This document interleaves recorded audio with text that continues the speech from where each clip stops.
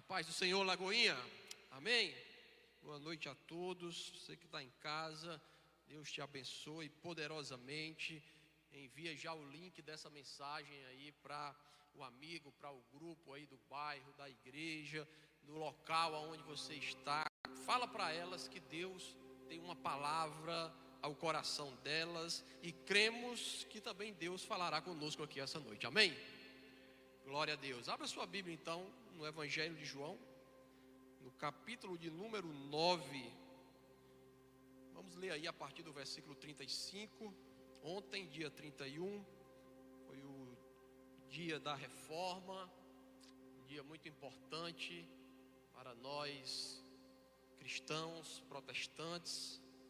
O mês todo, Deus falou muito aos nossos corações através dos nossos pastores, ministrando em pregações temáticas sobre esse tema. Quem foi abençoado aqui com uma palavra esse mês que passou? Glória a Deus. E nessa pegada eu ainda quero continuar falando um pouco a respeito dessa reforma, mas de uma perspectiva um pouco diferente, amém?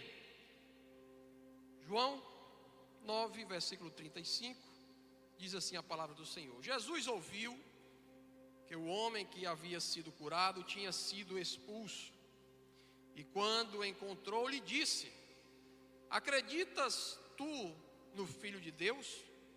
O homem respondeu: quem é ele, Senhor, para que eu possa nele crer? Jesus lhe assegurou: tu o estás vendo, é este que fala contigo. Então declarou o homem: Senhor, eu creio. E prostrando-se diante de Jesus, o adorou. Então revelou Jesus aos que estavam naquele lugar: eu vim a este mundo para julgamento, a fim de que os cegos vejam e os que veem se tornem cegos. Alguns fariseus que estavam com ele, ao ouvirem estas palavras, perguntaram a Jesus: porventura nós também somos cegos? Afirmou Jesus: se vós fosseis cegos, não seriam culpados. Mas uma vez que vocês alegam, nós vemos, por essa razão o pecado persiste dentro de cada um de vós. Amém? Louvado seja o Senhor. Capítulo 9 do Evangelho de João. João ele dedica um capítulo inteiro para falar a respeito desse momento da caminhada de Jesus. Foi um dia muito interessante, um dia muito proveitoso para todo o trabalho que Jesus tinha para fazer enquanto caminhava aqui nessa terra. Aqui no capítulo 9 nós encontramos Jesus curando a vida de um homem que era cego de nascença. E sabemos, através do texto do capítulo 9, que isso causou um grande impacto nas pessoas que estavam ali acompanhando Jesus. Jesus estava realizando. Antes desse momento, Jesus vinha saindo da sinagoga, depois de passar por um momento bem complicado com os fariseus e os escribas, porque ele tinha ali realizado outras obras e confrontado diretamente os escribas e os fariseus. No capítulo 8 é narrado todo um momento, uma história aonde Jesus ali é confrontado por diversas maneiras, e ele resiste aos escribas e aos fariseus sempre com uma palavra poderosa que atingia diretamente o coração das pessoas que estavam ali próximas a ele. E é interessante porque sempre quando a palavra do Senhor Jesus encontra um coração religioso, um coração enrijecido por regras, por normas humanas, isso causa um impacto gigantesco. Porque as palavras de Jesus são palavras que trazem a libertação, que trazem a liberdade, que traz ao nosso coração um sentimento de liberdade.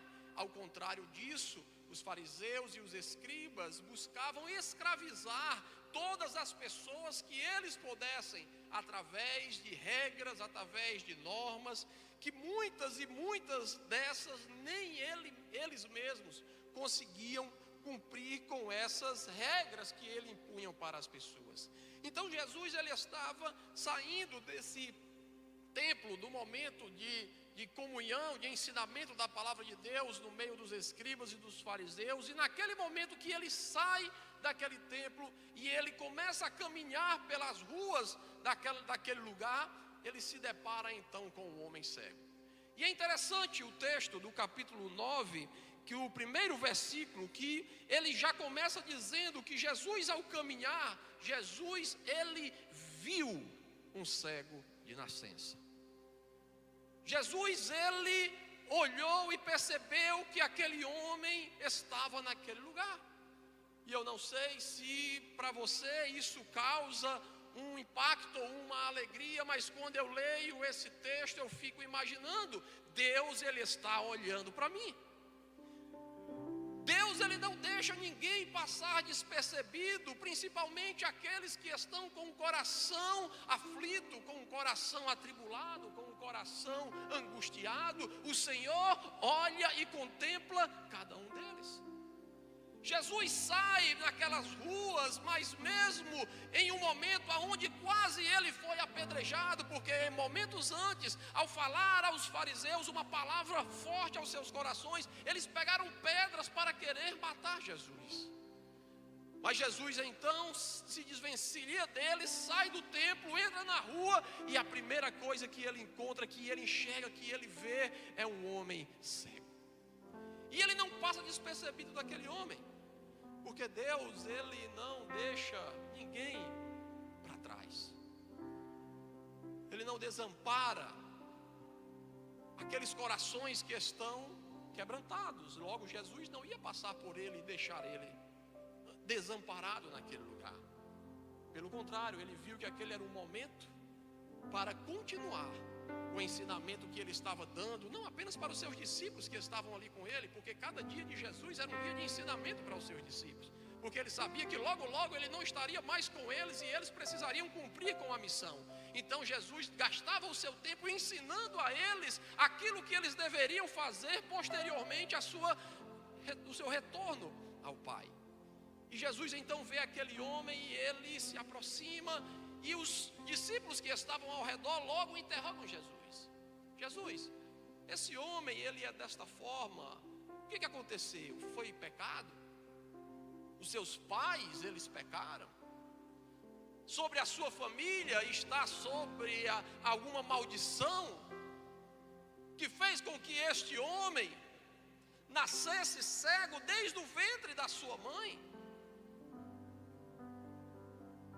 Havia naquela época um entendimento de que todo sofrimento, toda dor, toda dificuldade que alguém passava, isso era fruto de uma ação de Deus. Ou seja, Deus estava sentado em um trono com um chicote na mão, e se você saísse um pouquinho da linha, ele...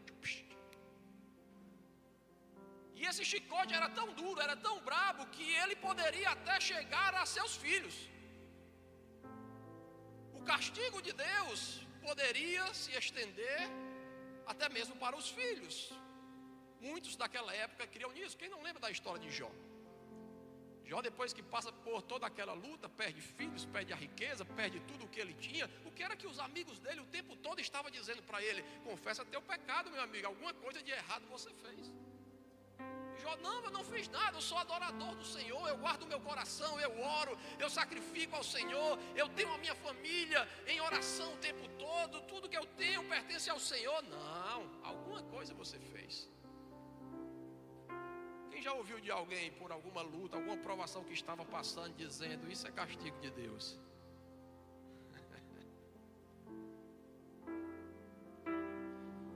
Jesus olha para os discípulos e diz para ele, olha, nem ele pecou. Não, ele não pecou. Os seus pais também não.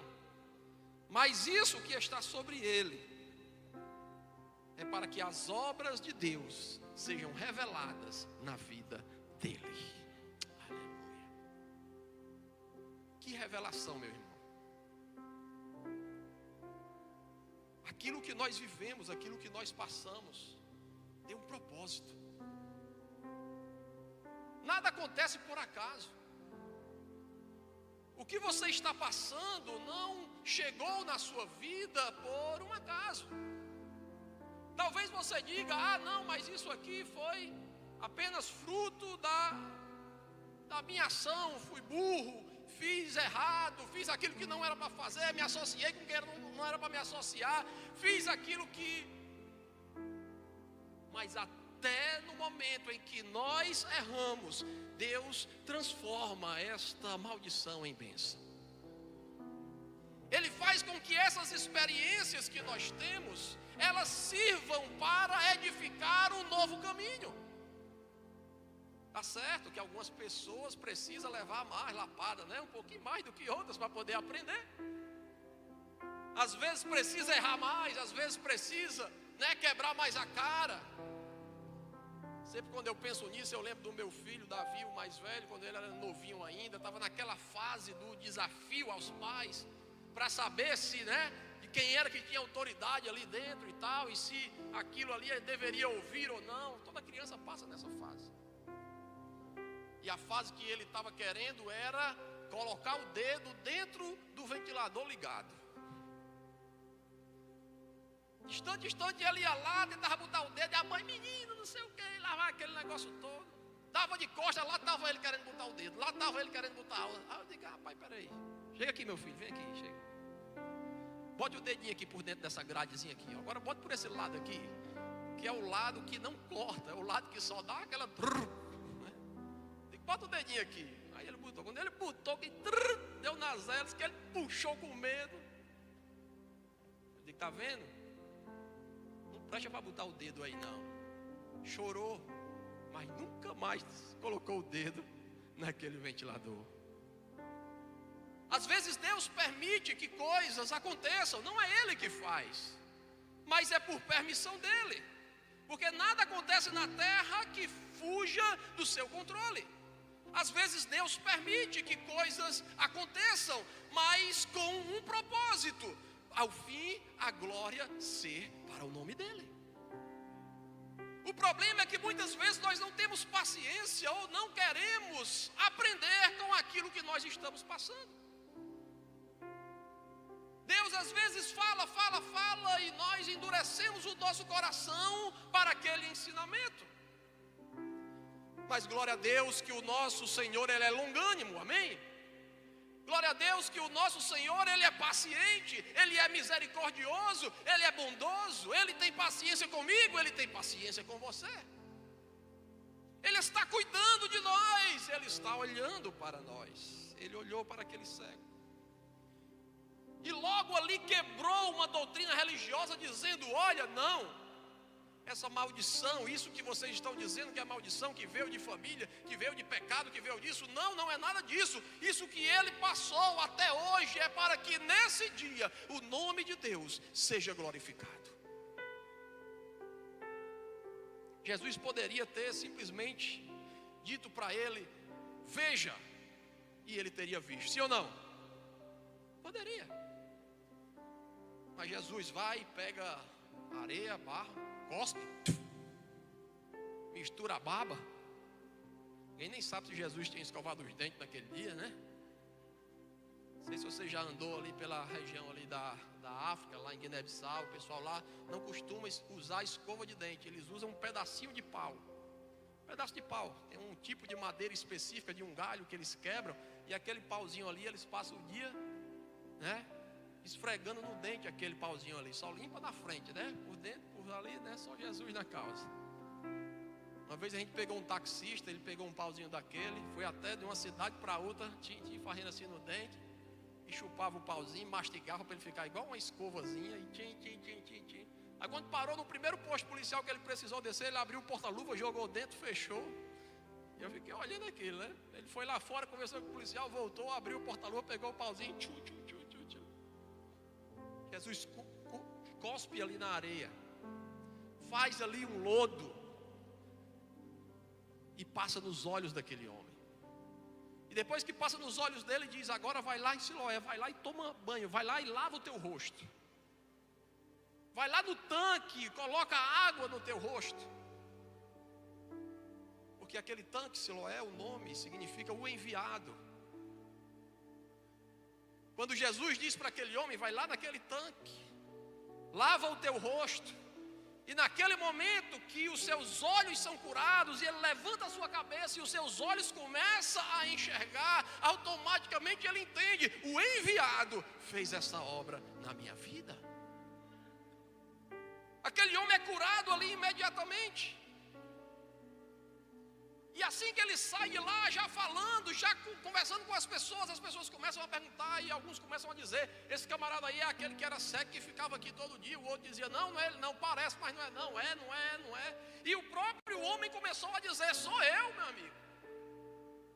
E a discussão sobre aquele momento ali foi tão intensa, foi tão grande, que levaram aquele homem até os fariseus, até os escribas, aqueles que há pouco tempo estavam querendo apedrejar Jesus. E eles chegam e apresentam aquele homem, e eles ficam ali estarrecidos diante daquilo que estava acontecendo. Não acreditaram que aquele homem era cego, chamaram os pais vieram: esse camarada aqui é seu filho? É. Ele era cego? Era. Como é que ele foi curado? Aí eu não sei, pergunte a ele já é de maior, ele já sabe. Os pais já pularam fora, né? E eles vão para o camarada. E aí eles chegam para o camarada e dizem: meu amigo, conte aí como foi que isso aconteceu. Ele diz: olha, como foi que aconteceu eu não sei, mas quem fez foi Jesus. Como ele fez isso eu não sei, mas eu sei que um profeta de Deus fez isso na minha vida. Eu era cego e agora eu vejo. E os homens pressionavam ele de todos os lados.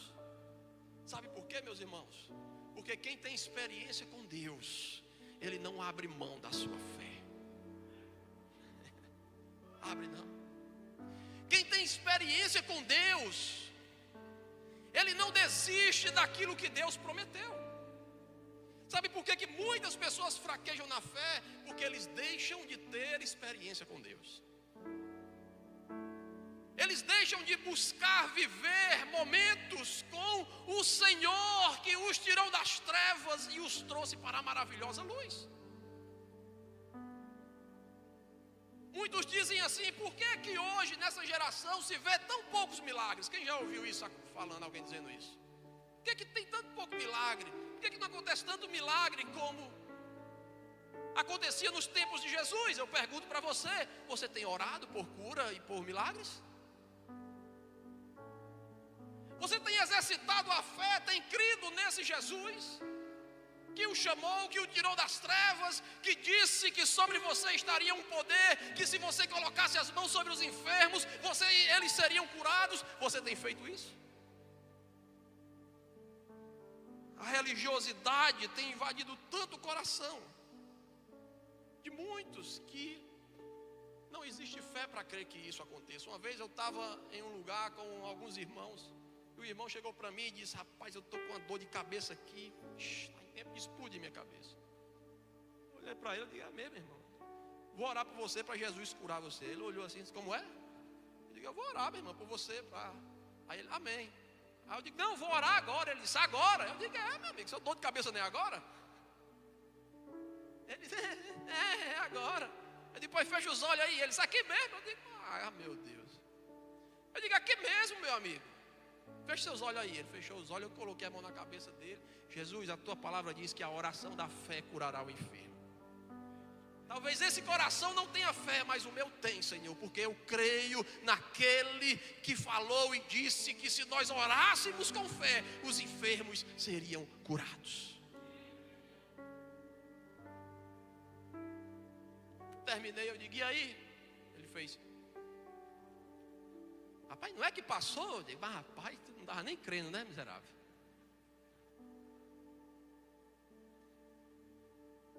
A religiosidade,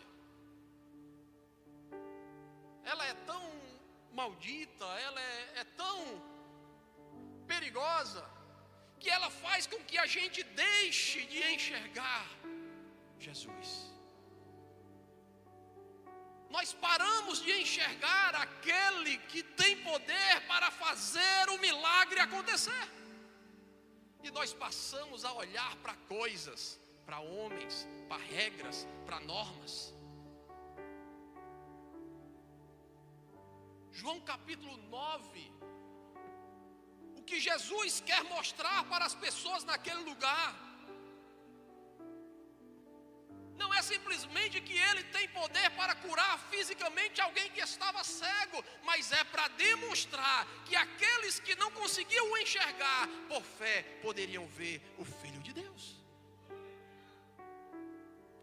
E quando isso acontecesse, meu irmão, as coisas são diferentes. Deus está nos vendo, meus irmãos, Deus está te vendo. Elias estava fugindo, achando que estava esquecido por Deus. Sentado no deserto, o anjo chega, bate nele e diz: come, tem comida aqui para você. Agar, depois de ser perseguida por Sara, ela foge para o deserto, achando que só a sua senhora, que tinha sido chamado junto com seu esposo por Deus, era vista pelo Senhor. Mas na sua jornada ao deserto, o anjo do Senhor aparece para ela e diz: Agar, volta para lá. Eu tenho um plano contigo. Eu tenho um propósito com você. De você também sairá uma nação.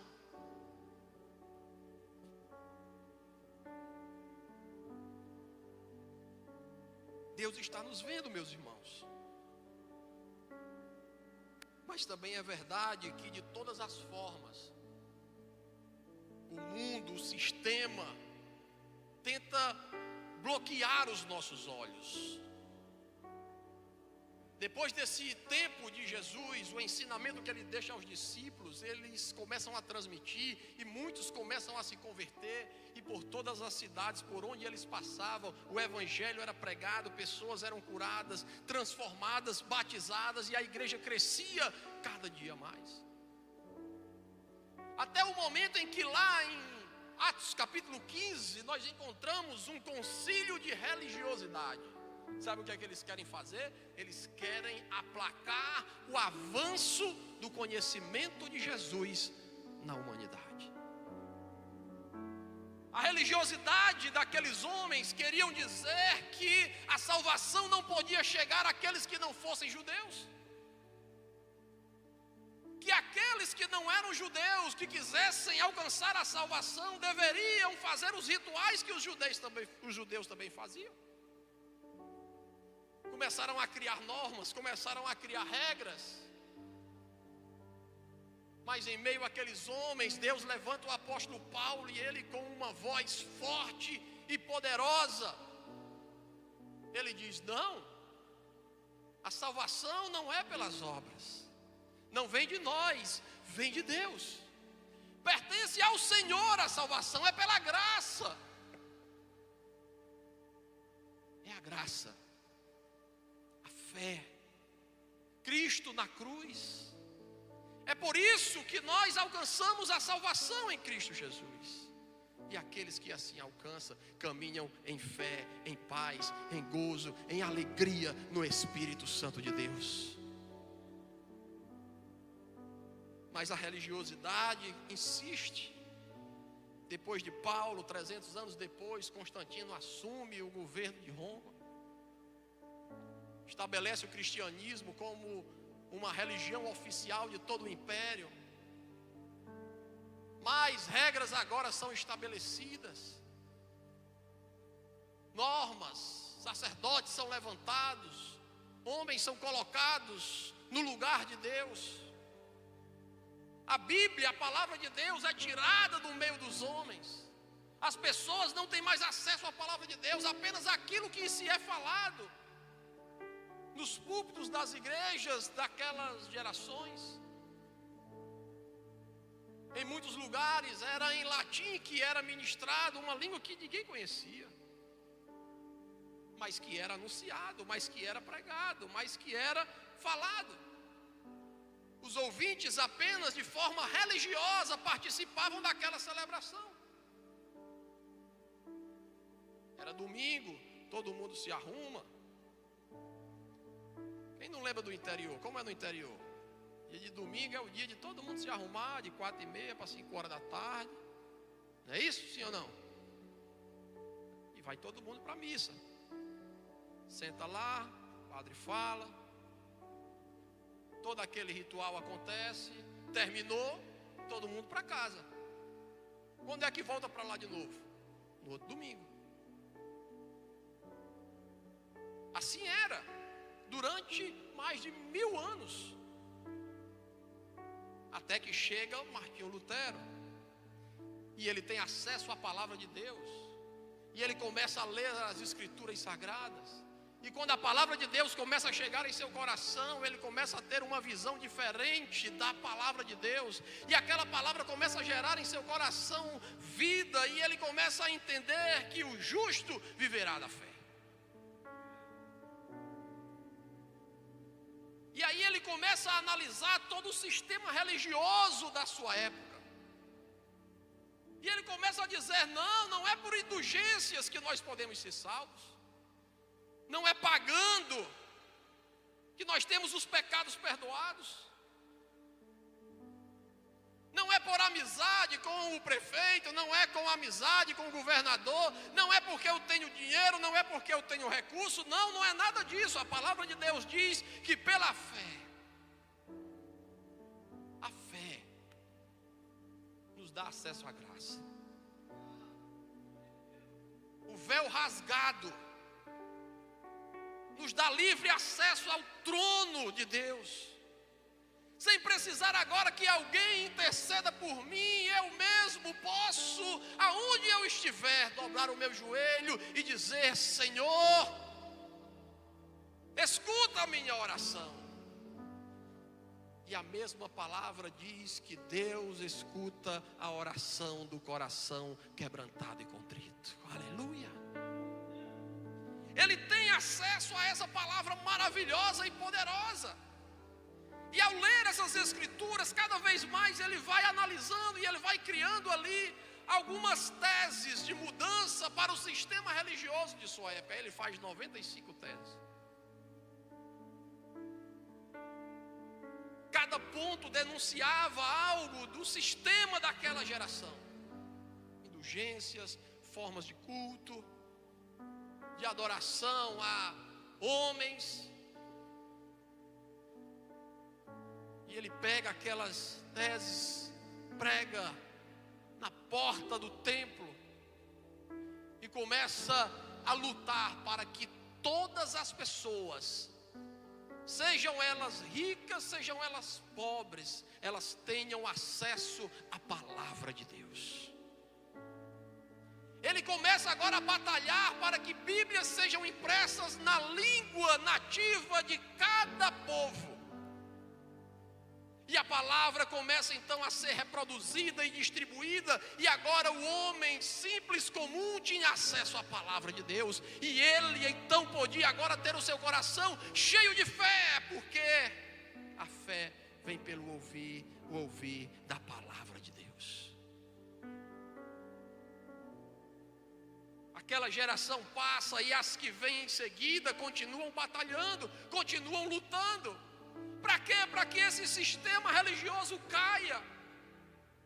E da mesma forma que aquele cego pôde ver ao Salvador, assim como Lutero um dia também teve a oportunidade de ver o Salvador, eu e você podemos também ter essa oportunidade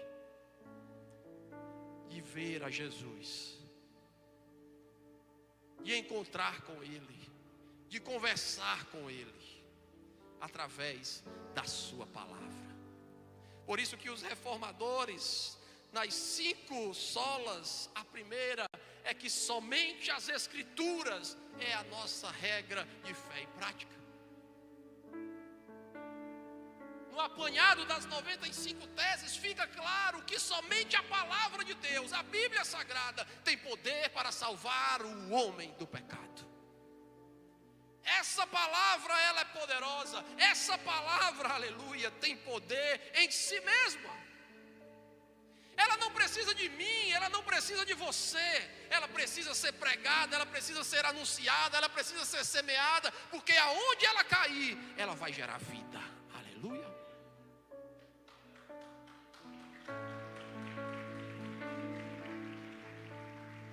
A palavra é poderosa, irmão. Pensa pense num negócio poderoso, é a palavra de Deus. Não é à toa que as nações mais fechadas do mundo, o que elas mais impedem que aconteça é que a Bíblia chegue na sua nação. Pode entrar até missionário, pode entrar até pastor, mas a palavra de Deus não pode entrar. Porque o inferno sabe que em mim e em você não tem nada que possa resistir ao diabo, nada. Mas quando o nosso coração está cheio da palavra de Deus, quando nós estamos cheios do Espírito Santo, quando a espada afiada está saindo dos nossos lábios, pode ter certeza, as portas do inferno não vão prevalecer contra a sua vida. Não há coração duro que resista à palavra de Deus. Ah, mas fulano de tal é tão difícil de se converter. Continue pregando para ele. Continue anunciando a palavra. Porque eu e você não temos poder de convencer, mas o Espírito Santo pode convencer o homem do pecado, da justiça e do juízo de Deus. Basta que você permaneça pregando Cristo Jesus. Esses dias eu encontrei com um irmão e ele disse assim: rapaz, está vendo o que está acontecendo no mundo? Eu digo: estou. Ele disse: as pessoas têm que falar mais de Apocalipse para as pessoas, que está se cumprindo tudo. Eu disse: amém, irmão, é importante a gente saber das profecias que estão lá em Apocalipse. Mas o que nós precisamos anunciar para o mundo é um Cristo ressurreto. Não precisamos dizer simplesmente para o mundo que ele vai ser destruído, que bola de fogo vai cair, que o anticristo vai vir, vai perseguir a todo mundo. Nós precisamos trazer uma esperança a esses corações. Precisamos dizer para essas pessoas que ainda é possível, no meio de um mundo tão mau, com tantas atrocidades acontecendo, ainda é possível de vermos a chama do Espírito de Deus acesa na face da terra. Mas nós precisamos anunciar esse Cristo. Precisamos proclamá-lo em todo o tempo. E aí a própria palavra, ela vai se encarregar para convencer o coração daquele a qual ela foi lançada. A graça, meus irmãos, a fé é um dom de Deus. Ele nos deu. Não é pelo mérito que nós podemos fazer. Ah, eu estou com problema em casa, eu estou com dificuldade em casa, eu vou servir mais, vou mais para a igreja, vou servir de manhã, vou servir de tarde, vou servir de noite. Nada disso vai fazer diferença na sua vida se o seu coração não estiver cheio da palavra de Deus, meu irmão. Por isso que nós não podemos nos apartar dessa palavra. Eu lembro uma vez quando eu estava lá em Gâmbia, no oeste da África, um paizinho muçulmano, e estava com alguns irmãos lá, e tinha um pastor que tinha saído comigo na rua para comprar algumas coisas, e a gente estava com a Bíblia na mão, eu estava com a minha, ele estava com a dele. E aqui no Brasil a gente tem acesso à Bíblia em todo canto, não é verdade? Qualquer livraria que você chega, tem Bíblia para vender de todo tipo de versão que você quiser, da mulher, do homem, do casal, do solteiro, do jovem, do velho. Tem Bíblia de tudo. Mas lá não, lá para alguém conseguir uma Bíblia é uma luta, dificuldade. Primeiro, porque é caro. Segundo, porque não tem em todo lugar. Um país de 93% de muçulmanos, todos os comércios do país pertencem a muçulmanos. E você acha que o cara vai vender a Bíblia Sagrada no comércio dele? De forma alguma.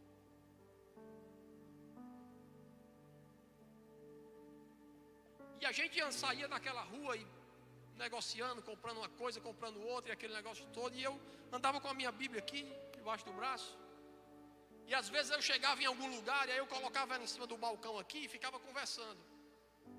Aí o irmão vinha, e pegava a minha Bíblia e segurava. Aí quando a gente ia sair, ele me devolvia. Eu pegava, a gente ia. Chegava em outro lugar, conversando, papapá, botava aqui em cima do balcão. Aí ele chegava e pegava e segurava. Quando a gente saía, ele me devolvia. E aí a gente foi para um outro local. E aí conversando em outro lugar. E papapá, papapá, eu coloquei a Bíblia aqui. Aí ele chegou, pegou a Bíblia. Aí eu me encabulei. Eu digo: deixa minha Bíblia quieta aí, homem. Por que toda vida quando eu boto ela num lugar, você vai lá, pega ela e segura? E ele diz: porque nós não podemos deixar a palavra de Deus em qualquer lugar. Ela é muito valiosa, missionário. A palavra de Deus, ela é muito preciosa. Se nós deixarmos ela em qualquer lugar, alguém pode roubar. Se deixarmos ela em qualquer lugar, alguma coisa pode cair em cima e estragar aquela Bíblia. Talvez alguém, alguma criança possa pegar e rasgar as páginas daquela Bíblia. Então quando o Senhor deixa em algum lugar, o meu coração já fica aperreado. Então eu vou logo lá e pego ela e seguro, porque ela é preciosa.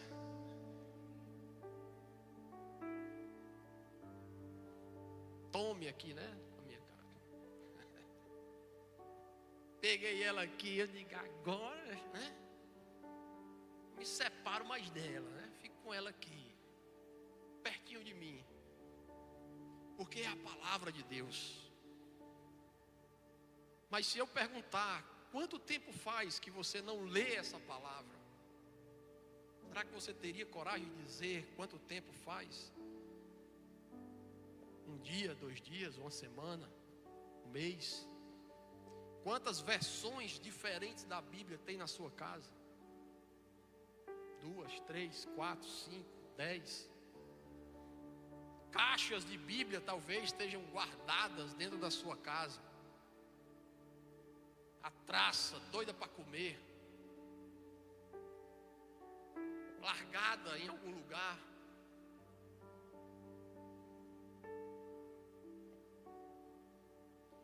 Somente a Escritura nos leva a conhecer a Cristo, a sua graça, a sua fé, a sua salvação.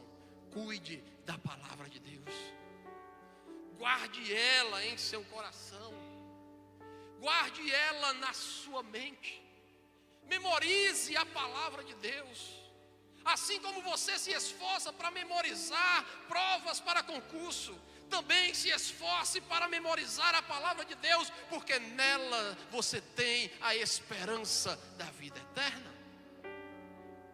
É ela que vai te fortalecer. Eu estou fazendo umas provas e essas provas precisam de muita atenção. E eu já tenho dificuldade com a atenção. Faço muitas coisas ao mesmo tempo. A mulher fala comigo aqui, eu dou 2 passos, já esqueço. Fica braba comigo. Anote. Ela diz assim, né? Saindo de casa, anote agora. Eu digo: eu vou lá, eu sei o que é. Não, anote. Eu digo: minha amiga, eu vou lembrar. Anote. Aí eu vou e anoto. Aí no caminho, o celular começa a apitar. Quando eu olho, ela já mandando a mensagem do que eu anotei, ela já está mandando pelo WhatsApp, para você não esquecer. E as provas, ela precisa de muita atenção, precisa de muita concentração, precisa de muito foco. E aí eu só não conseguindo, aí eu parei e disse assim: Senhor, o que é que eu faço para poder conseguir passar nessas provas? Aí um amigo meu foi e disse: compra uma medicação tal, que a bicha é boa, que dá concentração. Quando eu fazia concurso eu usava ela, não sei o quê. Diga: rapaz, eu vou atrás dessa bicha. Procurei, graças a Deus que eu não achei. Digo: meu Deus, e agora? Aí o Senhor disse: tem um negócio bom. Como é que Jesus fala com você? Você sabe? Você lembra como é que Jesus fala com você? Jesus fala comigo assim: macho velho, porque eu sou cearense, né? Aí Jesus fala, né, dentro do contexto.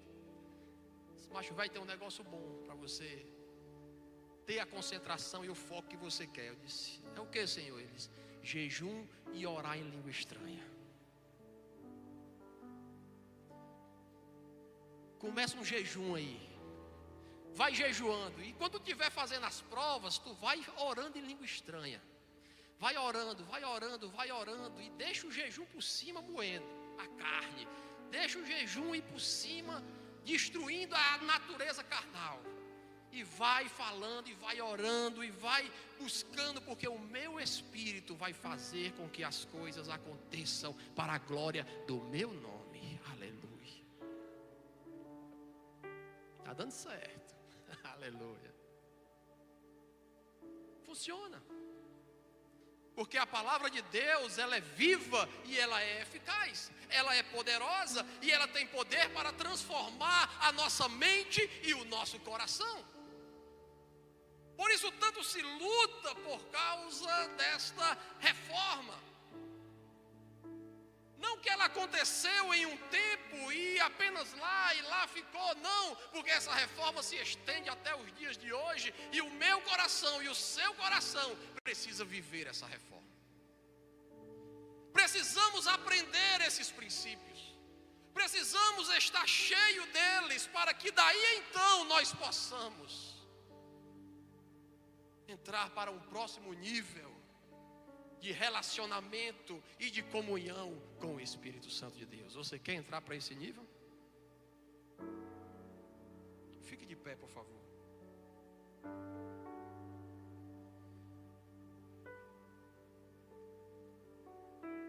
Esse cego, ele não podia ver pessoas, coisas. Cego de nascença, nunca tinha visto a cor, nunca tinha visto nenhum objeto, apenas daquilo que ele conseguia tocar. Mas algo que era mais importante do que a visão natural, era ele enxergar o Salvador da sua vida. E ele, nesse dia que se encontra com Jesus, que Jesus vai até ele, ele tem a sua visão restaurada. Não só a física, mas também a visão espiritual. E mesmo ele sendo redarguido em todos os momentos, mesmo ele sendo ali impelido a não crer que Jesus era o Filho de Deus, ele permaneceu insistentemente. Se eu fui curado, é porque aquele homem que me curou, ele vem de Deus. Por isso que quando Jesus sabe que ele foi expulso, Jesus vai em busca dele. E ao encontrá-lo,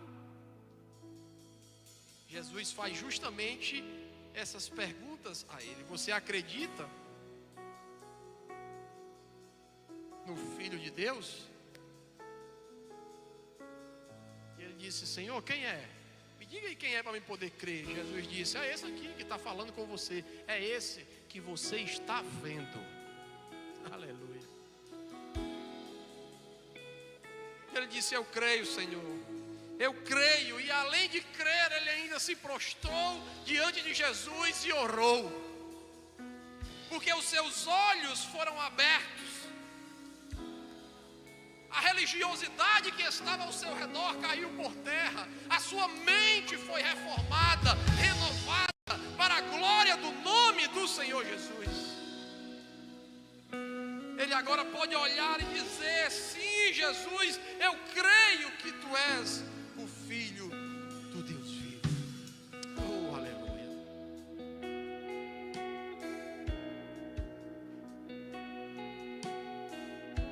Você chegou aqui hoje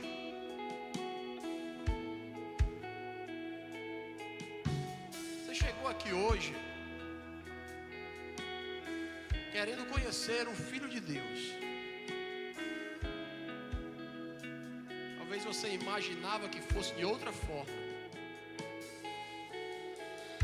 Isso é normal, porque dentro da nossa religiosidade, dentro do nosso sistema religioso que adquirimos durante a nossa vida, nós criamos na mente um padrão, uma forma.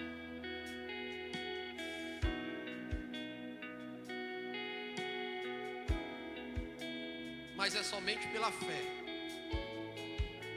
somente por ela, nós conseguimos alcançar a salvação em Cristo Jesus. Então, se você está aqui hoje e deseja declarar diante dos homens que aqui estão, diante de Deus, que Jesus é o Filho de Deus, e você nunca deu um passo de fé, nunca declarou diante das pessoas que crê que Jesus é o Senhor da sua vida, e essa noite você deseja declarar isso, eu quero orar pela sua vida.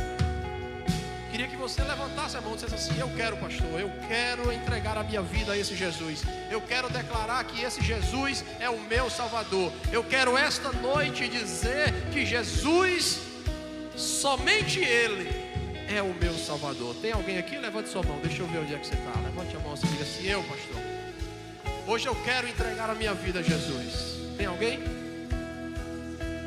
Bata aí no ombro do seu irmão, do seu amigo, e diga: olha, hoje é o dia que Deus escolheu para que a palavra entre em seu coração.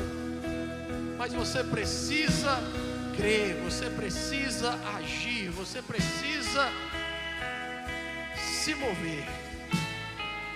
Levante sua mão. Tem alguém aqui essa noite? Alguém que deseja se reconciliar com o Senhor? Talvez caminhando fraco. Temos um jovem aqui. Mais alguém? Alguém que está caminhando já com o Senhor, que já entregou a sua vida a Jesus, mas que hoje está fraco na fé. Talvez essa palavra chegou ao seu coração e você disse: poxa, eu preciso fazer algo para mudar a minha vida, para mudar a forma como eu creio, para mudar a minha experiência com Deus. Tem alguém? Levante a sua mão, deixa eu ver onde é que você está. Quero orar pela sua vida.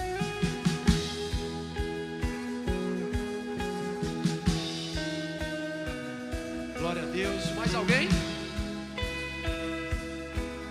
Mais uma senhora aqui na frente. E desse lado, tem alguém que deseja entregar a sua vida a Jesus? Alguém que deseja se reconciliar com o Senhor? Dê um passo de fé, vem aqui na frente, vamos orar juntos.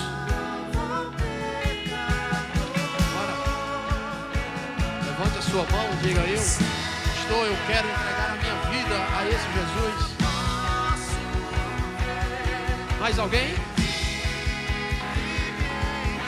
Eu quero insistir, meus irmãos, porque a luta é travada nas regiões celestiais.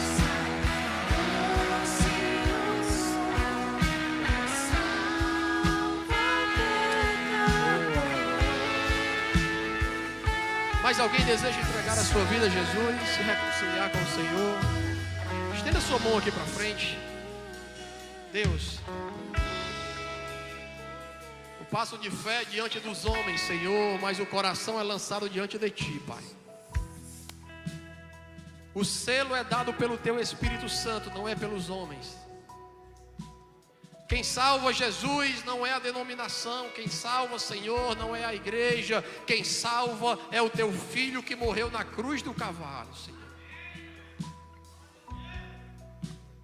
Por isso, Deus, o ato de declararmos, de virmos à frente, diante de todos, dos homens, dos anjos que aqui estão, é porque queremos dizer que só o Senhor é o nosso Salvador, que somente a graça, que somente a fé, que somente a Deus a honra, a glória e o louvor. Deus, transforma esses corações, Pai.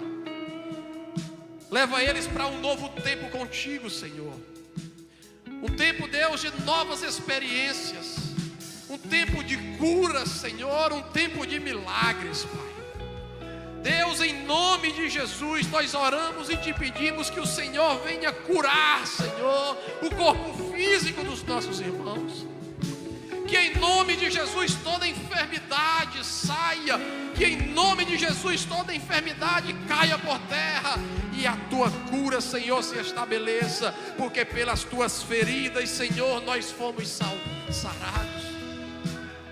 Porque sobre o madeiro, o Senhor levou todas as nossas enfermidades, Senhor. porque se orarmos com fé, Senhor, os enfermos eles serão curados. Pai, que esta noite essa oração se estenda a todos os irmãos que estão nesse lugar, Pai. Também se estenda àqueles que estão em leitos de hospitais. Que essa noite, Senhor, algum irmão aqui está apresentando diante de Ti, Pai, que também ali aonde eles estão, que a Tua cura chegue e os alcance em nome de Jesus. Que haja cura, que haja libertação, Senhor. Que toda cadeia espiritual caia por terra, que toda obra maligna de feitiçaria caia por terra em nome de Jesus, e que a salvação, Senhor, alcance aos nossos lares para a glória do nome de Jesus. Dê uma salva de palmas, Jesus. Dê um abraço nos nossos irmãos aqui na frente. Deus te abençoe.